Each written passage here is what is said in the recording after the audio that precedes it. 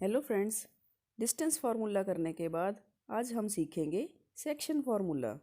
जब दो बिंदु ए और बी, ए के कोऑर्डिनेट x1 y1, बी के कोऑर्डिनेट x2 y2, इन दोनों बिंदुओं को ज्वाइन करने वाली रेखा को कोई बिंदु P x, y वो डिवाइड कर रहा है इंटरनली रेशो m1:m2 के साथ। मीन्स ए बी रेखा पर कोई बिंदु P है और वो P बिंदु ए बी को इस तरीके से डिवाइड कर रहा है ताकि पी ए अनुपात P B is equal to m1/m2 है।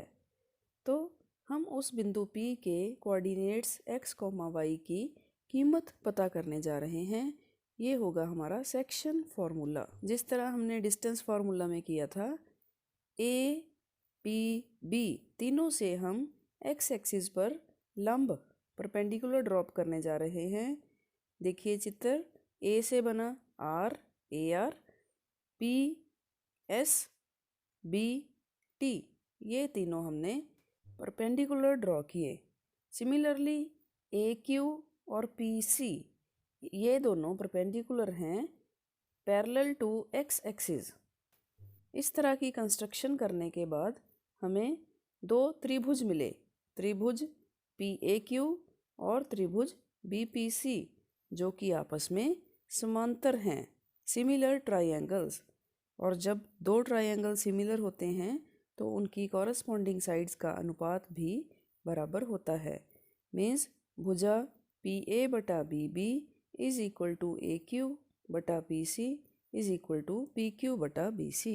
इस इक्वेशन में हम सारी भुजाओं की वैल्यू कैलकुलेट करके डालने जा रहे हैं। सबसे पहले पी ए, ये है रेशो m1, पी बी ये है m2। नेक्स्ट है ए क्यू और P C. A Q is equal to, चित्र में देखें, ए क्यू है आर एस के बराबर और आर एस टोटल है O S minus O are.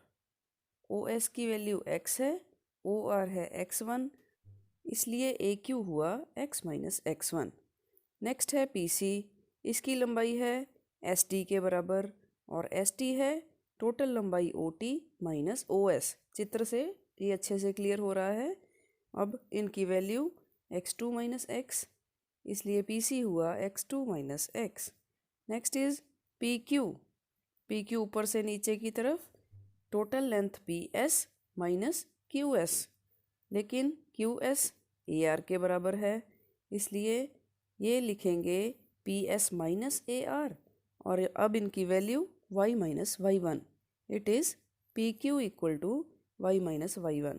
और finally B C, B C है B T minus C T और सी टी की जगह आएगा पी एस, इसलिए बी सी बन गया B T minus P S is equal to y2 minus y. अब ये सारी वैल्यूज़ को हम इक्वेशन 1 में फिर से लिखेंगे। P A by P B था m1/m2 is equal to x minus x1 upon x2 minus x is equal to y minus y1 upon y2 minus y। Next है, अब इन m1/m2 को बारी बारी से पहले x कोऑर्डिनेट्स के बराबर करेंगे, फिर y कोऑर्डिनेट्स के बराबर रख के हम स्मॉल x और y की वैल्यू निकालेंगे, जो कि हमारे P बिंदु के कोऑर्डिनेट्स बन जाएंगे। पहले हमने इक्वेट किया m1/m2 is equal to x minus x1 upon x2 minus x, और क्रॉस मल्टीप्लाई करने पर हमें मिलेगा m1 into x2 minus x is equal to m2 into x minus x1। अब सारी टर्म्स को हम लेफ्ट हैंड साइड पे ले गए, इक्वल टू 0 बना लिया, और फिर हमने माइनस x को कॉमन निकाला टर्म 2 और टर्म 3 में से, minus x bracket m1 plus m2, और फर्स्ट और फोर्थ टर्म ऐसे ही लिख ली, जिसको कि हमने राइट हैंड साइड पे शिफ्ट कर दिया। और सिंपल कैलकुलेशंस करने के बाद हमें मिला x is equal to m1x2 plus m2x1 upon m1 plus m2। Similarly जब हम y कोऑर्डिनेट्स को इक्वेट करेंगे, हमें मिलेगा m1/m2 is equal to y minus y1 upon y2 minus y। और यहाँ से क्रॉस मल्टीप्लाई करके वैल्यूज़ डाल के y की वैल्यू आती है m1y2 plus m2y1 upon m1 plus m2। देखिए x और y के कोऑर्डिनेट्स हमें मिल गए हैं। दोनों के डिनोमिनेटर में रेशियोज़ का सम होता है m1 प्लस m2। तो ये है सेक्शन फार्मूला। जबकि बिंदु P x, y बिंदु A और B को इंटरनली अंदर की तरफ से रेशो m1:m2 से डिवाइड कर रहा है। हमें यहाँ पर x और y के कोऑर्डिनेट्स को अच्छे से याद करना है और सम्स में इनकी वैल्यूज़ को पुट करके x और y के कोऑर्डिनेट्स निकालने होते हैं।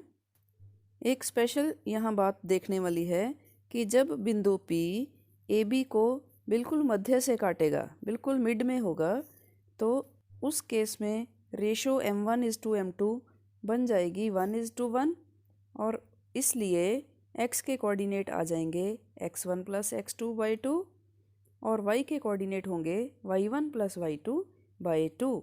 मतलब कि मिड पॉइंट फार्मूला हमें यहाँ से मिल गया है।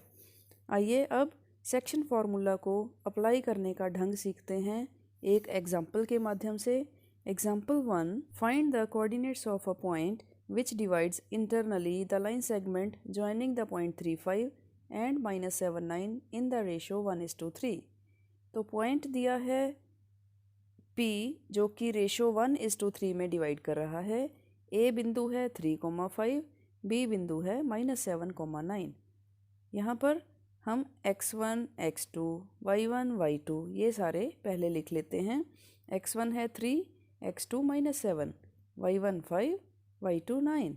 इनकी वैल्यू को हमने सेक्शन फार्मूला में पुट किया बारी बारी से। पहले x कोऑर्डिनेट हुआ, x = m1x2 plus m2x1 upon m1 plus m2।